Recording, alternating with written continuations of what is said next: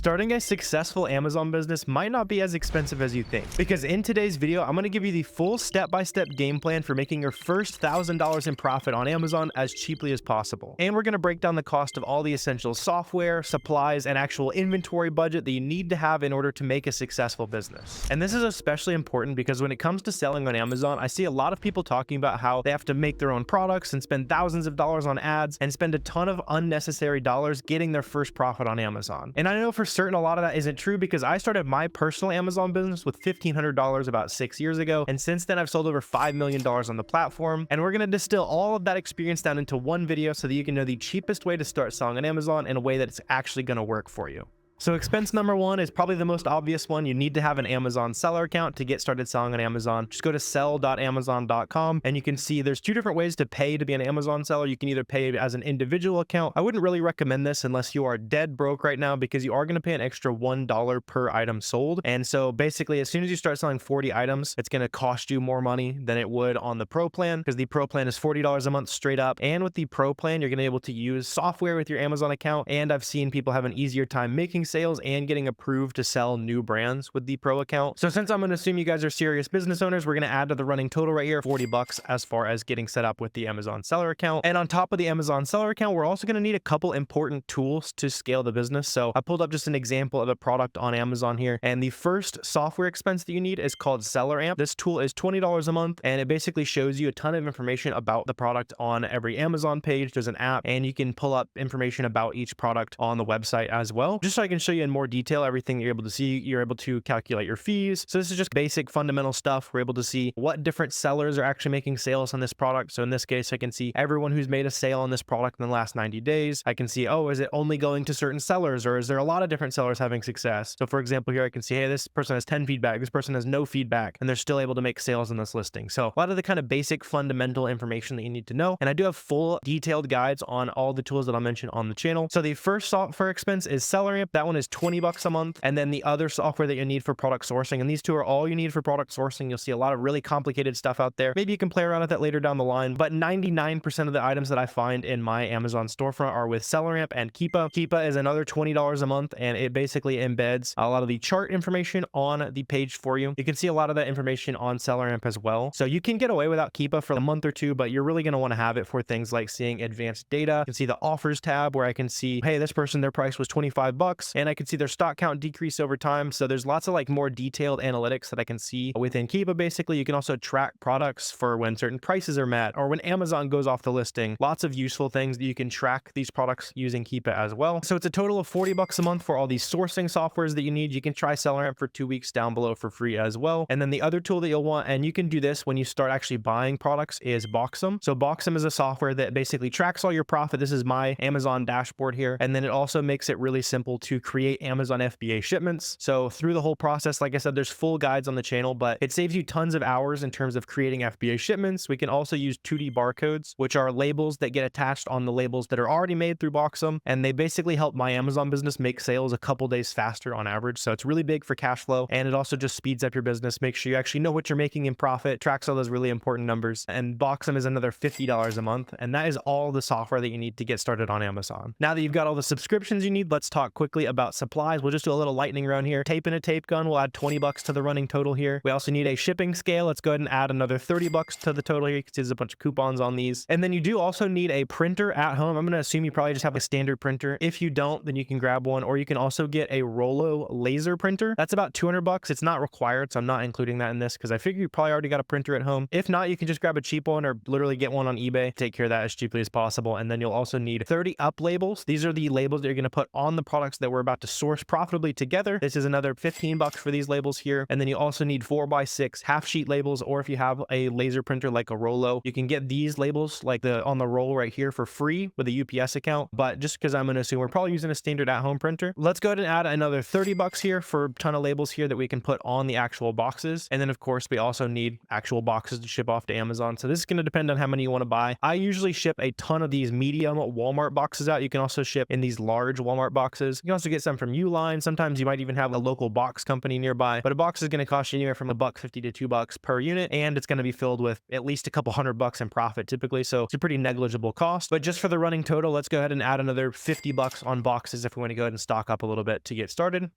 And now we have a running total of all the tools and different supplies that we need. Let's go ahead and jump back in and use these tools to source a profitable product together. And we can talk about how much money you're going to need to spend on inventory, all that good stuff, so that we can actually start turning a profit on Amazon. So to do that, I'm going to start with a listing in a Stafford branded product. There's a bunch of auto-ungated brands on Amazon. So Stafford is one of those that I like to use just for some example sourcing. And let's go ahead and fire up these two sourcing tools that we were talking about so I can show you how you actually use them and start making some money together, right? So when I fire up SellerAmp, I want to look at the offers tab, because based on the fact that this brand is being sold by a ton of third-party sellers, number one, 34 sellers on it, and you can see there's a ton of new sellers on it as well. So I can see 0 reviews, there's 4 reviews, 0 reviews, 5 reviews. So these are pretty new Amazon sellers, and the fact that they are newer Amazon sellers means that the items that they've already successfully sourced profitably are probably going to be pretty easy for you to either auto-ungate, auto-approve to sell these new brands, or it's just going to be a brand that's easy for you to apply using an invoice from wherever we're going to find these profitably. We can explain that as well. But let's start with square one and start actually opening up one of these storefronts here. And I can see all of the different brands that they carry. I can see all the categories they carry. So in this case, just a pretty new seller selling a lot of clothes basically. And then we can just start going ahead and diving in here and see what we can find profitably together. I can see a couple important things on the SellerAmp storefront view. So number one, I can see the max cost. This is basically, according to my settings, I usually look for a 30% ROI and at least a $3 profit. And so in this case, I would need to buy this big pack of Fruit of the Loom shirts for $3 to make a profit. So it basically saves my time as I'm looking through a bunch of these items. And in this case, I know I'm not buying that for $3. So we can keep scrolling on, right? So this, on the other hand, it's a 4-pack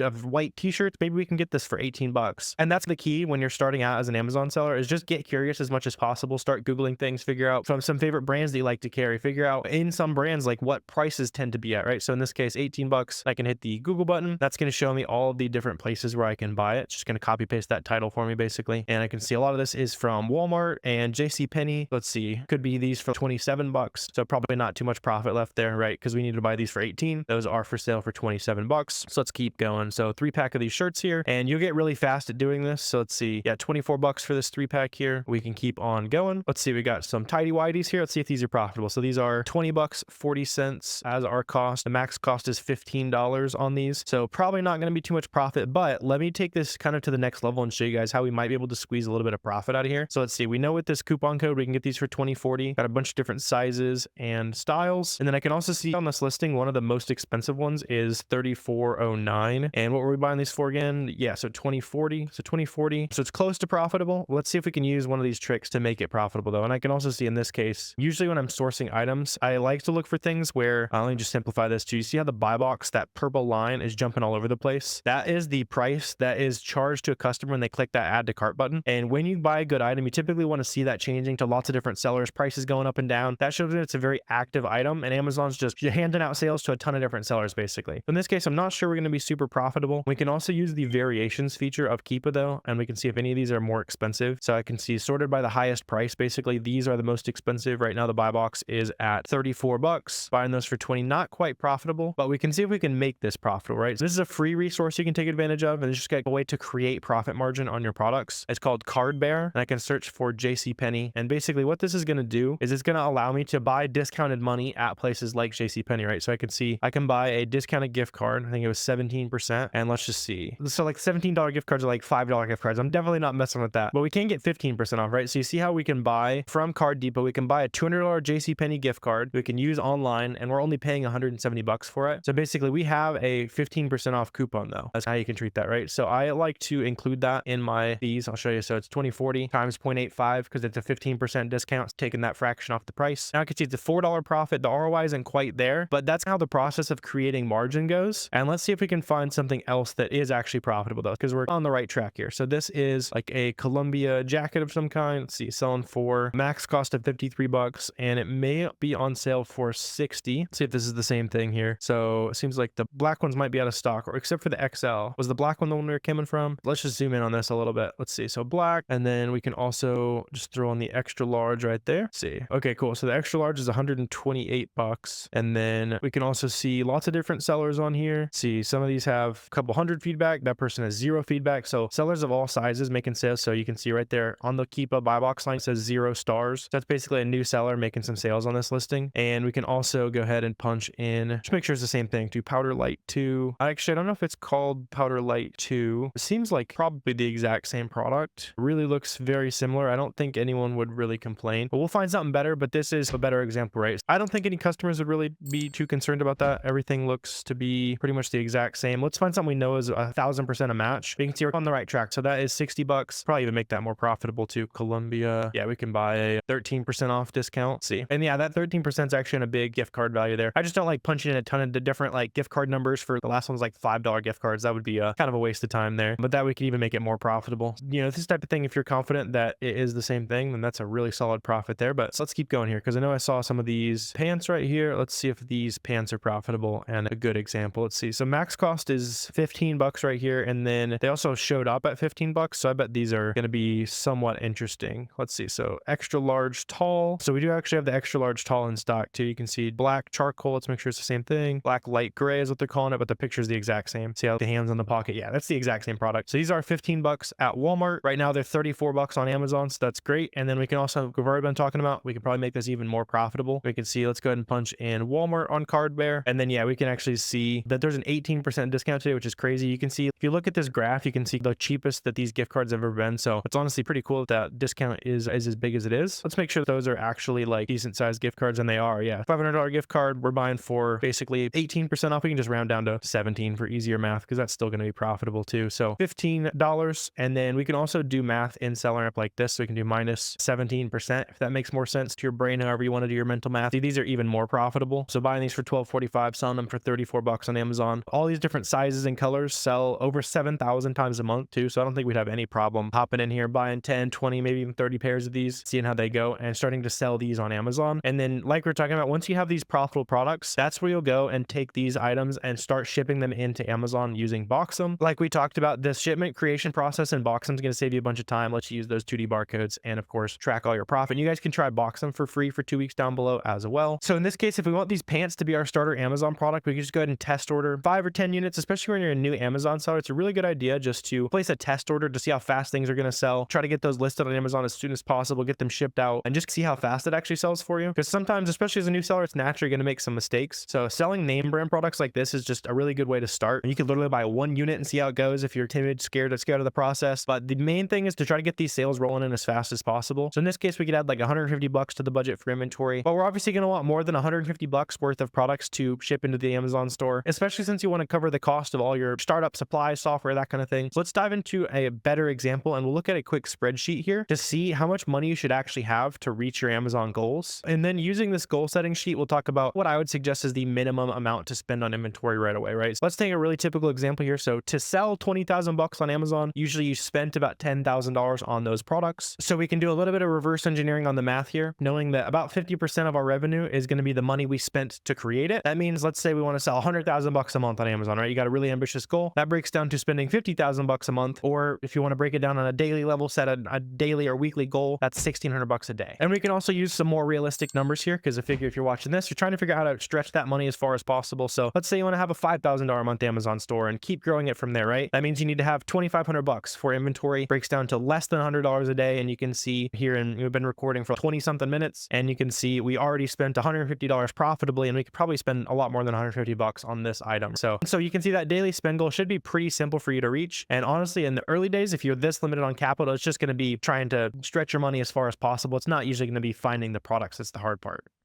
With all that in mind, though, I'm going to suggest you have at least $1,000 or more to spend on inventory after all the software, supplies, all that kind of stuff that we already talked about as well. So this right here is your minimum startup budget if you want to start an Amazon online arbitrage business. And the main key to finding success on Amazon, whether you're starting with the minimum budget or $100,000 on Amazon, is to make sure that you are very consistent, right? So whatever you can afford to set aside every day and stick to that, do that. Whether that's 15 minutes or it's 8 hours a day, set aside a time to be consistent and try to learn the game as cheaply as possible. Especially if you're starting on a budget, you're going to see a bunch of $5,000 courses and a bunch of crazy stuff out there, but you can very easily learn how to get to $10,000 a month or more completely for free.